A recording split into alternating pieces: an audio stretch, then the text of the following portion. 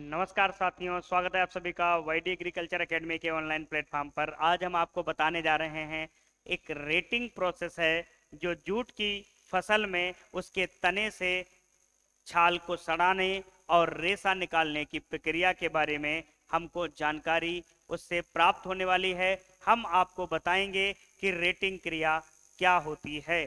सबसे पहले हम जाएंगे गांव के परिवेश में।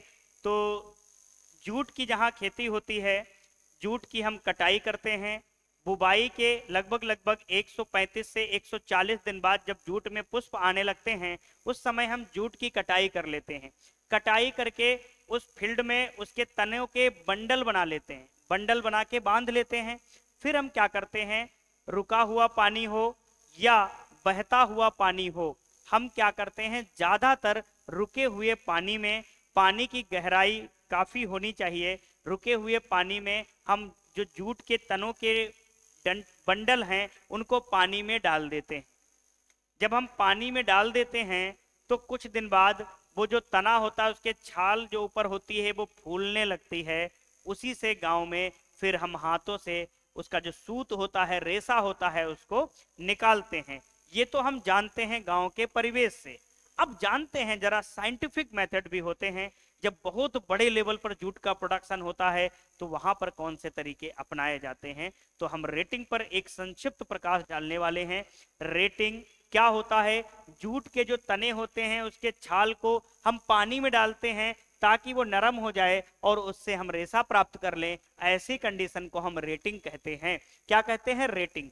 जो तना होता है, कटाई करने के बाद हम लाते हैं उन तनों या बंडलों को, जो तने हैं या इन बंडलों को हम 60 से 100 सेंटीमीटर गहरे, जहां पानी रुका हुआ हो, गहरे पानी में डालते हैं। अच्छा, गहरा पानी बहुत अच्छा सबक देता है। एक बार नदी ने उफान भरते हुए कुएं से कहा, कुआं तेरी मेरे सामने क्या औकात। तो कुएं ने क्या कहा, हाथ जोड़कर माता श्री प्रणाम, आप हैं, हम हैं। बस थोड़ा सा तो अंतर होता है ठहराव और बहाव में। मतलब ठहराव और बहाव में थोड़ा सा तो अंतर होता है। मतलब हम ठहरे हुए पानी हैं, तुम बहते हुए पानी हो। ठीक है, आप समझ गए होंगे कि इस लाइन का क्या सार था। तो अब पानी में हम डालते हैं, 60 से लेकर के 100 सेंटीमीटर गहरे पानी में डाल देते हैं। लगभग 10 से लेकर के 30 दिनों में ये तने की खाल जो होती, छाल होती है, बार्क होती है, ये फूलने लगती है, सड़ने लगती है। फिर इसी को क्या करते हैं, इसी से हम रेशा निकालते हैं। दूसरी बात, जो रेटिंग होती है एक माइक्रोबियल प्रोसेस होती है। क्या होती है, माइक्रोबियल प्रोसेस होती है। मतलब रेटिंग क्रिया, जब हम पानी में बंडल तना डालते हैं तो उस पर जीवाणु कार्य करते हैं जो इस तने को सड़ाने का कार्य करते हैं। कौन से जीवाणु हैं, एक तो क्लास्ट्रीडियम फिलनियम, एक क्लास्ट्रीडियम पैक्टोबोरम।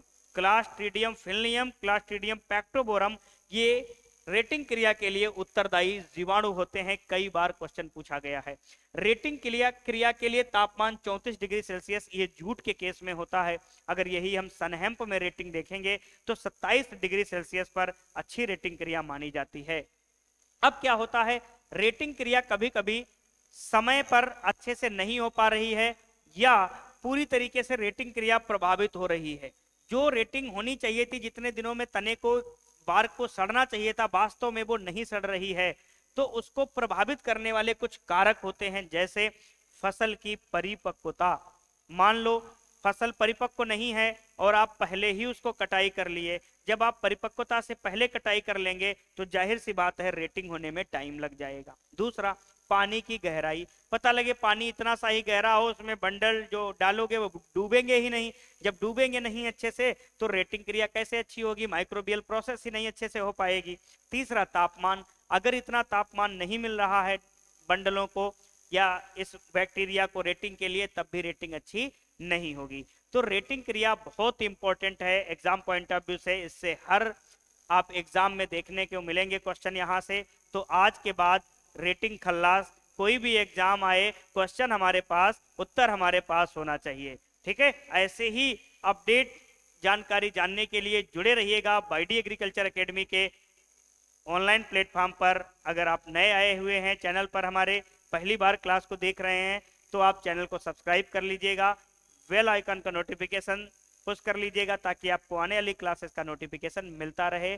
और अगर आपको बहुत सारी क्लासेस आपको पढ़नी है चैनल से तो आप हमारी प्लेलिस्ट पे जाइएगा, वहां आपको बहुत सारे सब्जेक्ट की क्लासेस मिलेंगी। आप पढ़िएगा, अपनी तैयारी को दुरुस्त करिएगा। आपके उज्जवल भविष्य की कामना करते हैं हम और हमारा परिवार। आपको बहुत बहुत शुभकामनाएं भी देता हूं और आज के लिए इतना ही। मिलेंगे एक नई अपडेट, एक नई जानकारी के साथ। Thank you.